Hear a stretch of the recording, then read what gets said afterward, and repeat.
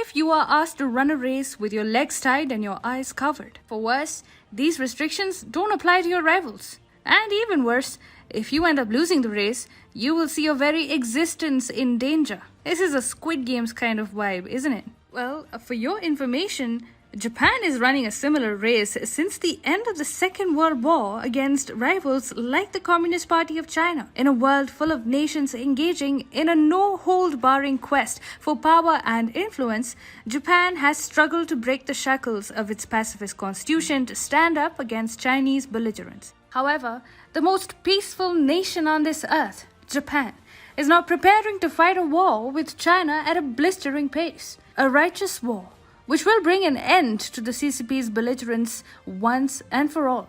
Hi and welcome to TFI Global, the foreign affairs and geopolitical analysis arm of the TFI Media Group. I'm your host Shubhangi, and in this video I will tell you how Japan is going all in to jack up its military and fight a righteous war against China with or without the US. Let's begin.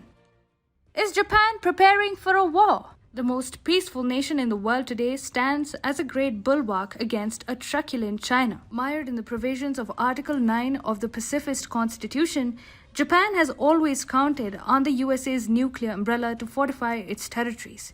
But now it looks all set to break the shackles of its outdated constitution and shoulder the responsibility of its defense. Japan's defense budget is going up. Japan is rapidly militarizing its islands close to China. Japanese conservatives have dropped enough hints that signal Japan's pacifist constitution may soon be a thing of the past. All in all, Japan is indeed preparing for war and is sending out an astounding message to the Biden administration. We will fight China, with or without the US. Japan is ready to militarize its islands near China. The Japan Air Self-Defense Force, or the JASDF, is considering expanding its presence in the Nansei-Soto region, which includes the Senkaku Islands of Ishigaki City and the Okinawa Prefecture. Under the proposed plan, fighter jets will be deployed across the islands in the region, which will use commercial airports for undertaking military operations in the face of a war with China. Currently, Naha Airport is the only airport in Okinawa that is used by JASDF fighter jets. However, China may seek to destroy the airport to hamper Japan's aircraft operations in an event of war. So, Japan is also looking to build more airport bases in Okinawa so that it is best prepared to stop China short of running over its territories. The JASDF is also considering forming a special group that would provide support in areas such as ensuring that fighter planes and transport planes can take off and land from remote island airports in times of emergency. Japan slashes its dependency on the US military. Although Washington is required to defend Japan in an event of a military dispute under the 1960 US-Japan Security Treaty, the leaders in Japan have grown skeptical of the USA's intentions to uphold the treaty should a war break out between China and Japan. The Biden administration's ambiguous stance on the defense of Taiwan has also aggravated Japan's worries. Interestingly, Japan is now looking more than willing to shoulder more costs for hosting the US troops stationed within its territories. Japan has asked the United States to consider using the increase in Tokyo's contribution to funding expenses such as maintenance of facilities used jointly by the self-defense forces and the US military rather than covering utilities at USA's bases as before. Japan believes that shouldering more costs will help the country have a greater say in the management of the strategic assets of the nation. In a way, Japan is asserting itself over the military equipment and assets being jointly used by the Japanese and American troops for decades. Japan is expected to spend $1.76 billion in the so-called host nation support, which will place Japanese troops in a better position to undertake quick mobilization and deploy strategic assets across islands in the hotly contested region.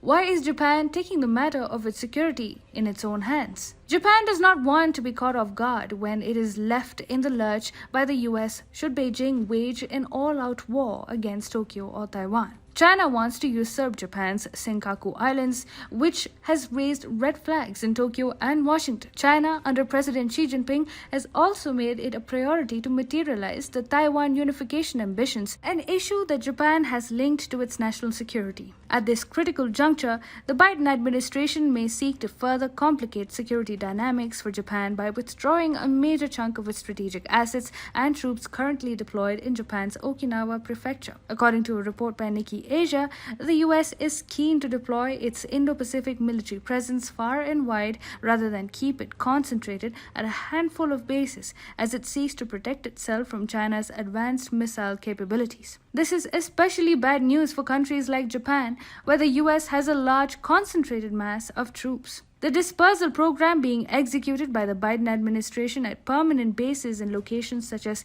Yokosuka, home of the Navy's 7th Fleet and where 12 large warships are stationed, and Okinawa, where more than half of the 50,000 US military personnel stationed in Japan are located, will most definitely lead to a vacuum of allied forces for Tokyo. So, Tokyo is preparing in advance for an impending drawdown of the US forces from Japan. Japan bids adieu to its pacifist constitution. Japan is testing the limits of its pacifist constitution, which is expected to hike its defense budget by a whopping $6.74 billion this year. Article 9 of Japan's constitution bars the government from spending on defense beyond the 1% GDP gap. However, the rise of the right in the Japanese political spectrum has made the calls for revising the pacifist constitution even louder in some conservative factions. In 2014, Shinzo Abe reinterpreted Article 9 that rendered the Japanese self-defense forces more powerful and assertive. Subsequently, Japan deployed JSDF ships to patrol near the disputed Senkaku Islands in defiance of Chinese government protests. Abe even vowed to arm Japan with ballistic missiles after the burgeoning missile menace from North Korea. Abe's ambitions of steering his country away from pacifism now stand a great chance of getting materialized with the rise of conservative parties. The Conservative Japan Innovation Party, or the JIP, bagged 41 seats in these elections, 30 higher than the last elections.